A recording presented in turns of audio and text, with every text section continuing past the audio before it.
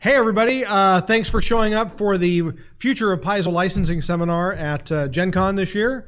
My name is Jim Butler. I am the VP of Marketing and Licensing at Paizo. Before that, I was at Wizards of the Coast. I was brand manager and director of licensing over there as well. And before that, I was at TSR. I worked on computer games and all sorts of stuff in between these times. And now I'll introduce you to Glenn. Hi, I'm Glenn Elliott. I'm licensing manager. I work for Jim. My history is not mostly relevant to the games industry, except that back in the early days, I did also work for Wizards of the Coast, where I was the brand manager for table games. And then after that, I was a game designer. I did the Battletech trading card game, and I was also the product manager for Robo Rally and designed the last 3 expansions for that. So we wanted to go ahead and do a seminar today. We've had some questions come up about, what is licensing? How do I get a license at Paizo? What's all about. So we wanted to kind of go over who our current licensees are, and then go ahead and take some questions at the end for people that had questions about, well, would you be interested in a license for this, or what about this, or anything else along those lines. So I guess we can go ahead and kick this off. Our first slide is, hey, we already did that. Okay. Campaign coins. Campaign coins does a variety of different accessories for Paizo. The most current ones you've seen are been the hero point tokens for Pathfinder Second Edition. These are tokens that the game master hands out whenever you do something heroic, and then you can cash them in whenever your character is unfortunate and rolls a 1 or something else terrible happens, to try to get a chance to go through that. They've also done a variety of different Pathfinder-related accessories, such as the Corvosan Crown and the Glyph of the Open Road and the Sahedron Medallion from Rise of the Rune Lords. Lots of physical crafted goods like that that are built out of various metals. On the Starfinder side, you'll see that we have some Skittermander pins up there. And again, just different accoutrements. They also do all of the faction symbols for Pathfinder Society and Starfinder Society. Players that are in those campaigns, if they wear one of the pins, they get a bonus on a roll or whatever else. So, right. Q Workshop, you saw them a little bit on the previous slide as well, because the campaign coins makes the dice trays. Q Workshop makes the dice. They generally do 1 set of dice for every adventure path that we do. They've also created special dice for Starfinder just as a game, and for Pathfinder as a game. Those are the ones in the middle. Really high quality stuff. They've come out with some new techniques in the last couple of years. They've got the glacier colored dice here. Those are for Attack of the Swarm. Those are a blended die that you've seen around. A variety of different companies do them. And then the ones on the far side are for Dawn of Flame. Oh, yes. So we just got out of a meeting with our friends at Ultra Pro. They are hard at work trying to bring these Skittermander dice plushies to life. You'll be able to probably get them in Q1 2020. And basically, Skittermanders have been in really high demand since we first put out the pictures at PaizoCon. We got some early photos of them, and we had the cast of dragons and things posed with them. And if you followed us on Instagram or Facebook or Twitter, you probably saw those because they were liked a lot. Ultra Pro also produces character folios for both Starfinder and Pathfinder. You just need a flip folder to keep your character and all the information in it. They make those. Those, they've got one for Starfinder out now, and they've got the ones for Pathfinder Second Edition coming out in the next few months. They also make the Pathfinder Adventure card game Adventure Chest that holds all of the cards from the Pathfinder Adventure card game. Next up, Dogmite Games. This is a new licensee. As you can see, they work in wood. They use CNC machining to sculpt, I guess is the right word for it. I couldn't figure out what to say, but they do gorgeous sculptures in a variety of different premium woods. They also do different stains. The one on the left is for the Kingmaker crowdfunding campaign that we just completed. They will make that one available next year when those products are released towards the end of the year. The one on the right is the Second Edition Pathfinder screen. You can get them stained like these two are, or they do have a variety of rare and premium woods that you can get. Cocobola, if you want to get Chechen, or birch if you want it. They do called burled walnut. Really, really nice looking fancy woods. Yeah. The nice thing is you'll go to their website and you'll basically go through and customize it any way you want. You choose the wood, you choose the finish. For the dragon sheaths that they do, which are the dice holders, you actually choose how you want the insides of those to be laid out, whether you want like just an open spot for the dice or one compartment for each size of dice. They have a bunch of different styles for you to choose from. Next up, the Destiny series. This is a company called Macian Enterprises. They have done this first coin in the series of Valeros. These are 2 ounces of solid silver. They are valuable because they are solid silver, and limited edition. They plan to produce one about every 2 years, and then as they sell out, they'll make the next one in the series. Obviously, Valeros was first. The backside is going to be the red dragon throughout the series, so that will be the same on all of them. And I think the next one that we have planned is Sione, but that's not locked in yet. Next slide. Our friends at Sirenscape have been making audio for Pathfinder and Starfinder pretty much since the early days of Paizo. It's a way to add great immersion and ambience to your game settings. You can use them online. You can use them around the table. They've got sounds for a bunch of different adventure paths, and they also have a lot of generic sounds you can use that work great with any fantasy campaign or any sci-fi campaign. One of the ones they released are like Starfinder ambient sounds for your starship. So when your crew is flying through space on a Vesk warship, it actually sounds like a Vesk warship. So go check them out if you can. They're at Sirenscape.com. WizKids, I think you've probably all heard of them. WizKids manufactures our pre-painted lines of miniatures. They've been doing Pathfinder for 16 sets have been released. 17th is coming out in October. That one's called Legendary Adventures. We have here Legendary Adventures Preview Pack. It's available over in the Paizo booth. It has 8 common figures that have alternate paints on them. So it's a fixed set. They aren't the blind buy boosters. Upcoming later this fall, there's a new set of the Iconic Heroes Evolved. When we launched Second Edition, some of the Iconic Heroes had some minor changes to their getup or the weapons that they wield. Those are reflected in that set. And then in October or possibly November, Legendary Adventures itself will become available at retail. First half of 2020, they're going to release their first Starfinder Battles set. That's a smaller set, it'll be about 30 figures. It includes standard mix of rares, commons, uncommons, and rares. It will have starships in it instead of set dressing. And then in the second half of 2020, we haven't got a name for it yet, but that's when they'll release Pathfinder Battles Set 18. So for those of you that did back the Starfinder Masterclass miniatures on Kickstarter, we're really happy to announce that Archon Studio has picked up the license for Starfinder unpainted minis, and they will be taking over the Kickstarter and fulfilling to backers coming up very soon. They'll be releasing a schedule of when they plan to ship products, as well as what the upcoming miniatures are. The short story is they'll release minis every month, and every 6 months they will send to backers whatever is owed to them based on their pledge. If a backer would like to order in between those two and order one of the new minis they're producing every month, they'll send them automatically all produced minis that they are currently due, and that'll let them get their minis faster.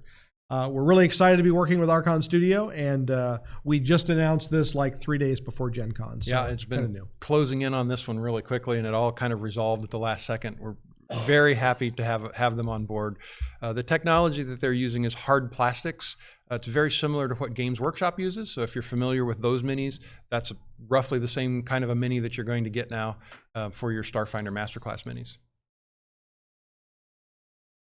Dwarven Forge is a new partner to Paizo, but they've been in the gaming industry for quite a while. They are producing a Fall of Plaguestone set. for our first standalone adventure for Pathfinder Second Edition. They've got, I think, what they call the grounds, which is kind of all this twisted wildlife, and they've got an alchemist chamber and all sorts of stuff. You can actually see it across the hall for those of you here at Gen Con in the Pathfinder Society area. And for everyone else, we did release a video with them yesterday during the launch that'll also give you a good overview about what that set's going to contain. You can go see it at paizo.com and then click the letter from Eric Mona announcing Pathfinder Second Edition, and you'll see it in there, or the Dwarven Forge announcement, either one of those. Dynamite, we've worked with them for years. Normally they're known for producing our comic series and then the hardcovers of the compilations. They also do sculptures, fantastic, gorgeous sculptures. They have licensed Sione, obviously. There's 2 different poses available. They're going to be available later this month. These were sculpted by Steve Kouis, Ruckus International. He's a well-known sculptor, has his own following. Little over 12 inches high. There's the spellcasting pose, the lower right, and the battle-ready pose in the upper left. I've seen these in detailed photos. They're absolutely amazing. It surprises me every time I see a sculpture done by Dynamite because they're just amazing detail. So I'm really looking forward to them. I ordered one of each. Yeah, and of course, there's still all of the original Pathfinder comics that are still available through Dynamite, either through their single issues in their back catalog or the compilations they've done. Lone Wolf is probably no stranger to anybody here. They've been assisting organized play for years with their booth, and they let you create characters for both Pathfinder and Starfinder digitally. They've been a lifesaver for my campaign, I know. Basically being able to let me see all the options available for Pathfinder and choose the one that I think is best. They also have Realmworks. Realmworks is a campaign management software that just got released, I think about 5 months ago. But the current heart of what they're working on is it's Campaign Theater. Campaign Theater will let GMs actually assign effects to player characters and basically have a console where you can see, how many hit points your characters have, apply effects to them, roll damage against the monster, and have the monster roll damage against the characters. It's a pretty clever thing. We're looking to see what that does for people's games, both online and in person. Fantasy Grounds is a product of Smiteworks. They've been in existence for many years, and they've been supporting Pathfinder for many of those years as well, and they've also now support Starfinder. As you can see, there's 90 first edition modules available for Pathfinder, so they support just about everything we've produced. They now have 21 Starfinder modules available. Their rule set supports all of our products, first edition, Starfinder, and second edition. And they also have extensive arrays of third-party content that are available for all of our products. Upcoming, right now they are live with the second edition launch, so they have the core rulebook out. Fall of Plaguestone is available. The first module in the Age of Ashes campaign is available. They have the Lost Omens World Guide, and the second Age of Ashes will be out at the end of the month. And we should mention they're a virtual tabletop. So for those of you that don't know what that is, that allows you basically to play online through a shared tabletop with your friends, no matter where they are in the world. These are just some examples of what Fantasy Grounds looks like while you're using it. The 2 from Starfinder are on the right, and the 2 from second edition are on the left. Roll20. So Roll20 is also another virtual tabletop. They started supporting Pathfinder about 1.5 years ago, I want to say. And since then, they've been catching up very quickly and adding some of the latest stuff on there with their Charactermancer technology. They've added illumination and animation to all of it. Pretty amazing setup. I use it myself on several occasions. They just announced support for Pathfinder Second Edition. You can go there right now and play today. They're going to be following that up with the Bestiary and other adventures coming up. Roll20 has Fog of War technology, so on your map it displays only what your characters can see. So that's a pretty cool feature. Yeah, you'll never find out how much players are. Go ahead to the next slide. Are challenging when you make them tell you what hand are you actually carrying your torch in because you have a shield and a sword. What are you going to do? You can't see anything. It's dark. So that adds an extra layer of realism that really can make campaigns fun. Roll20's Character Mancer is a drag and drop feature to allow you to build your characters. So it's very simple to put together a character. It's very easy to level them up. You just take, you drag your class onto it, you drag your ancestry, you drag your background, and it puts it all together for you. So it's very, very simple to put together a character. Some examples of what Roll20 looks like online. Fall of Plaguestone, first encounter there on the left. That's your ambush that takes place with the wagon. Oh, spoiler warning. Yeah, spoiler alert. And then the Character Mancer is now available for Starfinder, and that's what it looks like there on the right.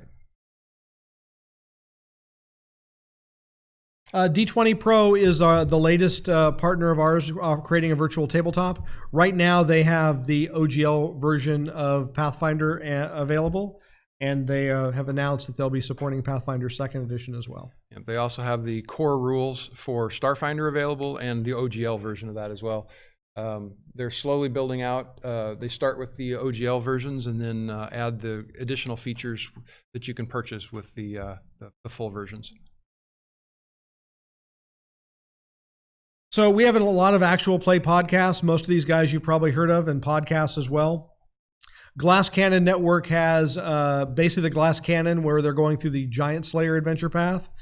They also have Androids and Aliens, where they're going through the Dead Suns adventure path. They're going through Ruins of Aslant and a soon to be announced new adventure path that I don't want to accidentally say and blow. Yeah. But you can listen to them. You can download everything on iTunes. They're amazing. They're a bunch of voice actors. You'll have a great time. They're actually here at the show. They're performing in Indy tonight. I think they're performing here in Indianapolis tonight. It is a sold-out show, though. I'm sorry. But you can watch them on YouTube. And again, you can go download all their stuff on their website, the Glass Cannon Network. Dragons and Things is another actual play partner of ours. You can see them every Friday night at 6 p.m. on Paizo's Twitch stream, except tonight because they are actually here at the show. They've been running for years. They've got a great cast, and they're going through a homebrew campaign using the Pathfinder rules. If you've never experienced an actual play podcast done by professional actors, you really should check one of these out. It's kind of amazing what they can do and what the pictures that it brings in your head and the images that you see. You talk about theater of the mind. These guys are both experts at that. They really paint a vivid picture with just words. I tell people that they actually sound what I think I sound like. So, Next slide. There we go. Steve Jackson Games. Steve Jackson has supported us with Munchkin Pathfinder for several years, and they now also have a version of Munchkin for Starfinder. We are also working with them to release a board game that hasn't been announced yet. That's probably going to be late next year. And if you open up the Starfinder beginner box, you will find a couple of special Munchkin cards inside there for both Pathfinder and Starfinder. Pathfinder Kingmaker. Well, we did save this to the end. So Pathfinder Kingmaker is the first computer RPG created by a licensed partner for Pathfinder. They launched last year, I think it was November, and they hit the top charts really quickly on Steam. They're still on Steam. They're available. They have been releasing content pretty much nonstop since they launched, and they're coming to console. They'll be on console probably the first half of 2020. So Xbox, PS4, and I think a Nintendo one. Am I lying? Don't remember that one. Okay. At least PS4 and Xbox, I know for sure. We also have Pathfinder and Starfinder are published in 10 languages, including English. These are our translation partners. Ulysses Spiele takes care of Pathfinder and Starfinder in Germany. New Order Editora is our new licensee for Portuguese. They launched simultaneously, so you can get Pathfinder Second Edition in Portuguese right now. Jockey Uniti handles our Italian translations. Thought we were going to lose something there. And again, the Black Book Editions is our French partner. They've been partners since 2008 or 2009, so virtually everything that we've done is available through them. Hobby World has the license for Russian and Belarusian, and they've got about 5 languages that Yeah, are available. all the Russian languages and around that area. Yep. So. Starfish is our licensee in traditional Chinese. They're in Chengdu. Arclight Games is our licensee in Japan for Japanese. And Devere is now focusing on Spanish. They have distributors in Spain and Mexico and all of Latin America. Is that the end? I neglected to make a slide to say, now for questions. So we're always out looking for good licensees that we think are going to add some value to basically the gamers. I mean, we don't do this for any other reason other than that we think this is going to add some value around a gaming table. If anybody has any questions, you can come on up here to the microphone and ask questions just so the people on the internet can hear you. Hello. Hello. My name's Nevin. So with the success of Glass Cannon Network, and you have a lot of Patreon things going on, like with Critical Role, what is Paizo necessarily looking for in the future with their community partnerships like that? Like, what criteria are you looking for like actual play podcasts or any other type of media? Primarily what we're looking for is people that have shown some production values, that they understand how to play the rules, they understand what their audience is, they understand kind of what they've signed up for. We've had some people talk to us early on where they're like, hey, I have this idea I want to do something, and it's like, well, we're asking you to go out there and do it, and then talk to us about how you think that makes a good license. You don't have to have a license from Paizo to go out and do a live stream of Pathfinder or Starfinder on Twitch or YouTube or wherever else you want to do. If you're going to try to leverage it to make money, then you'll need to come to us and actually get a license for it. Most actual play podcasts are done under the community use policy, which is available at paizo.com/community use. And that's how most people handle it, because it's a simpler setup. If you actually want to go commercial with it, then you need to email us at licensing@paizo.com. And that will come to me, and then I can talk to you. All right, thank you.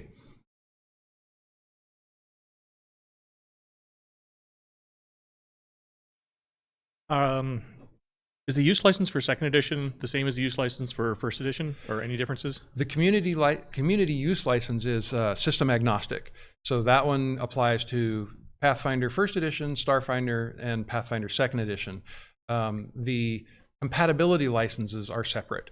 The current link for the compatibility license takes you to the Pathfinder Second Edition license, but there is then a link on that page to the old First Edition license. But community use is system agnostic. I'm going to give you 2 from Twitch because one is really quick. Okay. Are there any plans for a Korean language?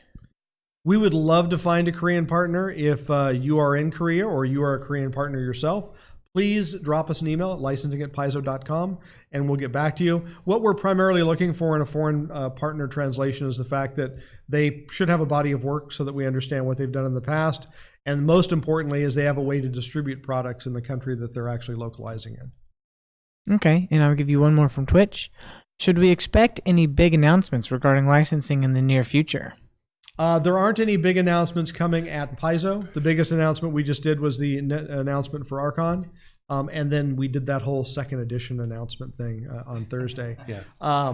But once we have a large licensee to announce, we will definitely do so, and do so through all the various means you're used to seeing. Most of the time when we have negotiations going on with licensees, we can't talk about them. And so we really can't imply that there might be another announcement coming, because sometimes they don't work out. So we talk to somebody for 3 or 4 months and we decide to mutually part ways. And then other times they work and then we have an announcement. But sometimes we don't know about the announcement until the week before it happens. And we understand that can be frustrating too, especially in situations like with the Starfinder Masterclass miniatures, where we were working very hard on something, but we couldn't tell anybody. People were happy when we finally announced, but in the intervening months, because sometimes these things take some time, people had to have some patience as we worked in the background getting things done. Are there any further questions? Let's see, we're only halfway through the seminar, so I guess that gives us some information for next year to spice this up. Oh, we got one now. Yeah. So I'm a big fan of the Pathfinder comics you guys released with Dynamite. Yeah. I was wondering whether there was any sort of business decision to go with like it's been a yearly miniseries of like 5 issues of a story arc instead of an ongoing. Is that like a preference of you guys or just like your writer schedules? It's mostly a preference of Dynamite in terms of what they think works best in the marketplace. Paizo would love to have a monthly series of comics that showed up in retail stores all the time. It's just a matter of, business models are changing both in comic books and elsewhere. And we really rely on our partners to find a solution that's going to work best for them, because ultimately at the end of all this, we want something that's gives our partners a reason to come back and want to keep doing stuff for us versus, no, you signed up for 12 monthly comics and by George, you're going to get to the end of it or else. And we just want to work with them and make sure it's successful for both of us. Right. Questions? Another one coming from Twitch. Another one from Twitch. With the success of Kingmaker, are there any more plans for more video games in Galarian? Yes, there are more plans for video games in Galarian. We don't have anything to announce right now, though. I'm sorry. I know what you guys hate hearing that, but that's all I can do. We do have plans. That's about all we can say. The plans we have, you guys would be shocked at the plans we have, but that we can't say anything about it yet. One more question coming up. You guys had a successful well, I know it wasn't on Kickstarter, but Kickstarter like Game on Tabletop? Yep. Yeah, for Kingmaker. Is there any plans for any other older adventure paths to be brought into the new age of Second Edition? So that's kind of a two-part question. So the first part of it was we had and it's still going on now. You can actually get in now in the late pledge campaign at kingmakercampaign.com. That's on our partners Game on Tabletop. Basically, we have taken the Kingmaker Adventure Path, which was 6 96-page books. We're going to combine that into a big 640-page book, along with a bestiary for 5th edition and for 1st edition to kind of give you all the rules you'll need for both of those editions to actually play the game. And then there's stuff like flip mats and dice and commemorative hero point token, which is the only place you'll be able to get that one. And some other accessories over there as well. There's a Kingmaker themed dice set. And that's been really successful. We're really happy with that. The Game on Tabletop was pretty much Paizo's first official crowdfunding campaign that we've done. We've been involved in lots of them as like a partner, but this is the first one we did ourselves. And we were just kind of wondering, what do people want to see? Is that something that people want to go to? So the answer for that's yes. That's clearly there's something that people wanted to see.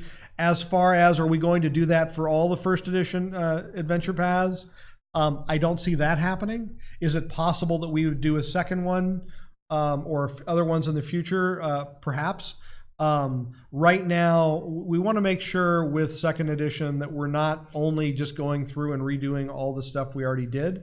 There's a lot of new stories to be told in Pathfinder, and we want to tell those new stories as well, while at the same point kind of making the content from the past, especially the classic content like Kingmaker, available to a new generation of gamers under 2nd edition.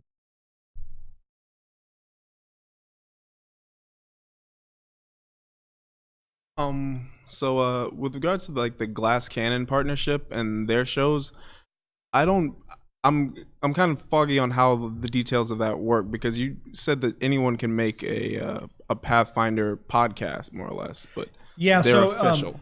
So anybody can make a podcast and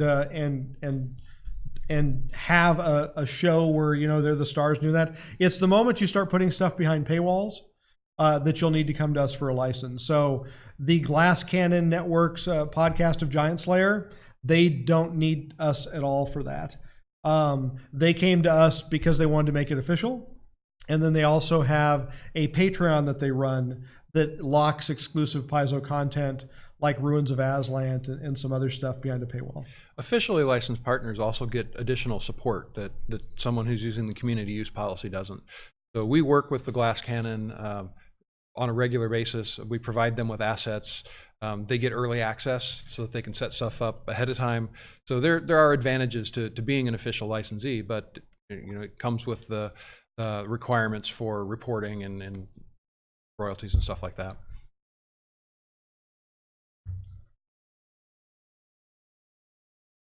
We have a question from Angel Tarragon. I love the novels, but the paperback covers fall apart easily. Are there any plans for hardback novels? Novels are still on hiatus right now. Again, that's another area of the publishing world that's undergone great change. We have them available right now. The former novel, the last sets of novels are all on Amazon and on Paizo.com and available through Audible. We don't have any new novels to announce right now, nor do we have any hardcovers.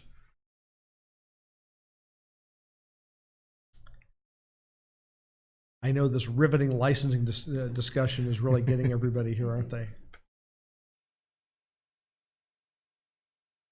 Yeah, that's kind of the unfortunate part of licensing. Yeah.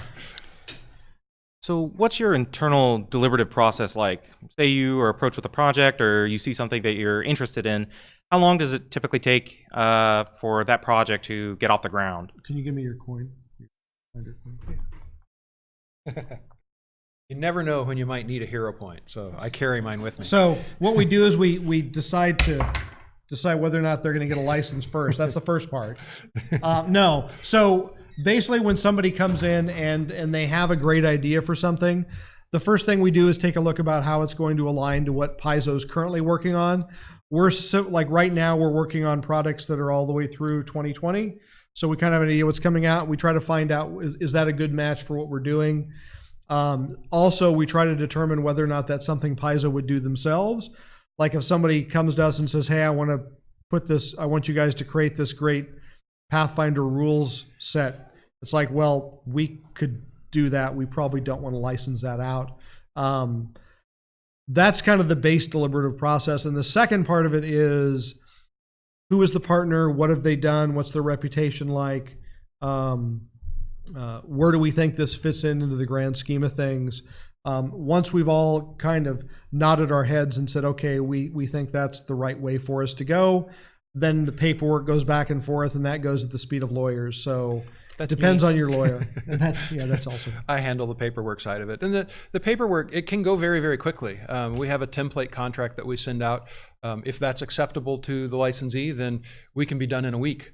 But if we have to go back and forth with negotiations, which we're perfectly happy to do, it can take months and months. So like you said, it goes at the speed of lawyers. You said the novels are still on hiatus. I understand that. I was a big fan of the Pathfinder Legends, the audio with Big Finish. Mm-hmm. Yeah. Is that product line's any hope of that coming back?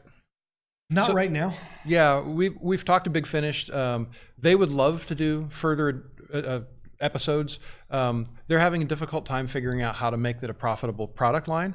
And that's one of the things that we try to support in a licensee is what's best for their product and what's best for their company. So while they're working on it, we retain the license. They still have a license to produce audio dramas. But until they can figure out how to make something work for them, then it's on hiatus. From Twitch, are there any plans for licensing Starfinder for video game adaptation? Do you have an idea? We would love to have an a idea. la Kingmaker. We have had partners reach out to potential partners reach out to us, but we have not signed a deal yet. That's about all I can say.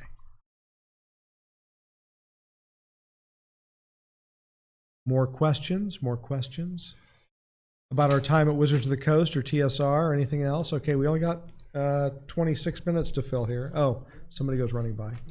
I have a question. Okay. Would you be open or interested in getting licensees for like clothing other than t-shirts and pins? Maybe. For apparel, we don't have a partner for apparel right now. Somebody's getting kicked out. We don't have a partner for apparel right now. We have had a number of people approach us for things like costumes and stuff for Ren fairs and stuff along those sorts of the reality of that is that boy, there's not a lot of money there. It doesn't make a lot of sense for anybody to sign a license for Paizo to do stuff like that. It goes back to what I said a moment ago. We want to make sure that our partners have profitable product lines. So sometimes we have to turn down a license because we look at it and we just don't believe that there's sufficient interest there to make a product line that is actually supportable. Licensees need to be able to stand on their own.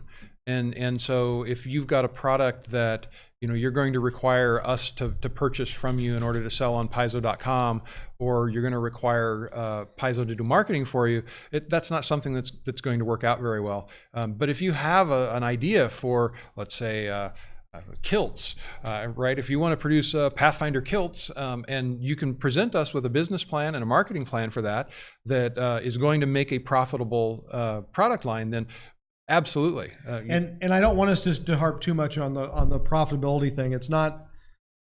There's a lot of other costs that go into running a licensing department in terms of everything that comes out with the Paizo or the Starfinder logo on it has had somebody's internal time to review and make sure that it matches the brand and that it represents something that would be quote unquote canon.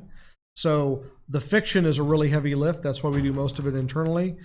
You'll see that there is fiction back on the website now. If you haven't been to Paizo.com, we've been running fiction for Galarian, introducing the 10 regions of the world for Pathfinder Second Edition.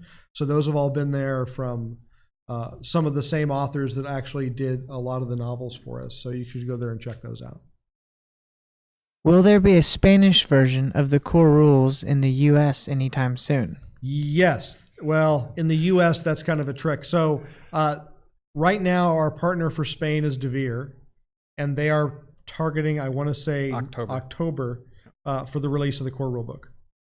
So it's coming. Whether or not it actually will be distributed in the U.S., I can't answer that. It will definitely be in Spain and Mexico, though.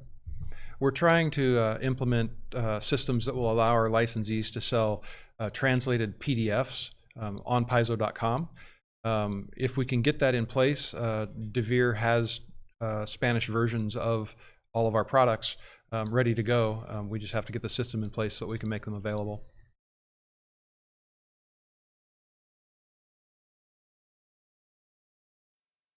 Following up on the previous question, kind of your answer to it, when you're looking at licensing either a product or a media item, do you take into account like the regional viability of a product versus, say, like a global distribution? So you have regional partners who work in specific languages or specific countries.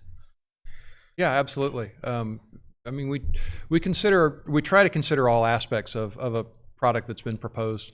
If you have a product that would be worldwide and global, that's great. We can issue a license for the entire world. If you have something that would be more focused or better suited to being more focused, we're happy to issue a license for something local as well. Yeah, like for most of our translation partners, they have a license for a particular language, and they can sell their products in whatever regions where people are speaking that language. They're not like, if they have, like Ulysses Spiel can sell more than just in Germany. They can sell in Austria, they can sell in Switzerland, they could sell a copy to somebody in France who happen to speak German. It's beyond that, it's all up to them.